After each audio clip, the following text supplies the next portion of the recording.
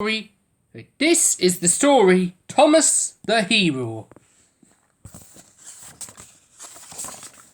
This is the story of when Thomas the Tank Engine discovered that you don't have to fly high to be a hero. Thomas the Tank Engine was going about his work as usual when he heard a high-pitched whistling sound up in the sky. "Whatever can that be?" he said to himself.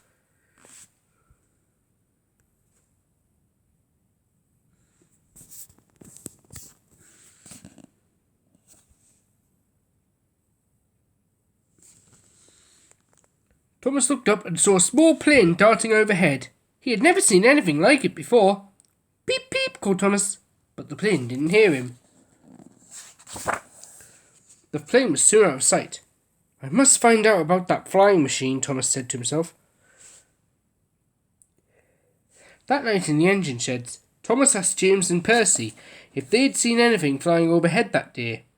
"We keep our eyes fixed on the tracks," they said. "That way we're really useful engines."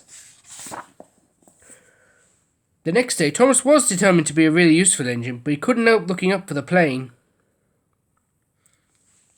He was just thinking that he'd never see it again when he heard that same whistling sound. This time he just had to follow it. The plane may have been small, but it was fast. Must keep up, Thomas puffed to himself. It was working. Thomas was soon catching up with the plane. The plane came down to a land on an airstrip near the railway tracks. A little nervously now, Thomas came to a stop beside the plane. He admired the whirring propeller and the big red dots painted on the wings. "I'm Thomas," said Thomas shyly. "I'm Mitchell, the Spitfire, but you can call me Mitch," the plane replied. "I've been practicing for our flight past to celebrate the end of World War II.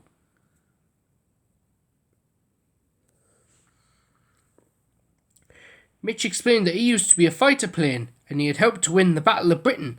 Thomas was very impressed. He wished he could fly and be a hero too. Back in the sheds, Thomas told the other engines about his new friend. Eyes on the tracks, they said crossly. But that night, Thomas's dreams were full of Spitfires diving through the skies. He dreamt that he was flying with them and keeping people safe. The next day, Thomas was in charge of taking passengers to the air show for the big fly past. As he arrived, Thomas could see Mitch, and next to him was another vintage plane. "That's a Hawker Hurricane," Thomas's driver told him. "Hurricanes and Spitfires were the heroes of the Battle of Britain." The show was about to begin. The planes revved their engines and rattled along the runway. With just a little wobble, they lifted up into the sky. Thomas couldn't resist following them, but Mitch seemed to be in trouble. His engine spluttered.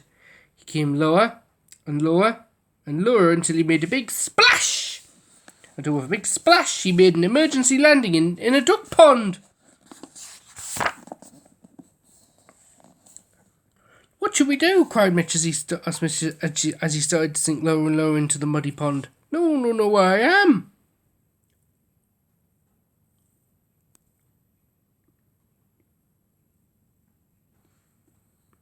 I can help, puffed Thomas, as he hurried back to fetch the breakdown train. "It's an emergency," he said as he pushed the breakdown train back to Mitch. A dripping Mitch was lifted out of the pond.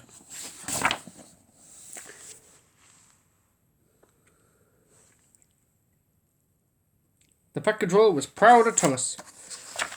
"Thanks to you keeping your eyes on the skies, you were able to help the Spitfire," he said. "The planes that took part in the Second World War had to be alert. Like them, you are a true hero," he added.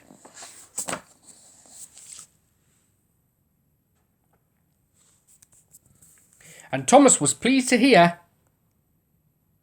that after a few minor repairs and a new coat of paint, Mitch the Spitfire was able to take part in many more flypasts. He was even invited to London, where he flew low over the River Thames. And as he looked down the river, he remembered the time Thomas the Hero had rescued him from a very wet landing.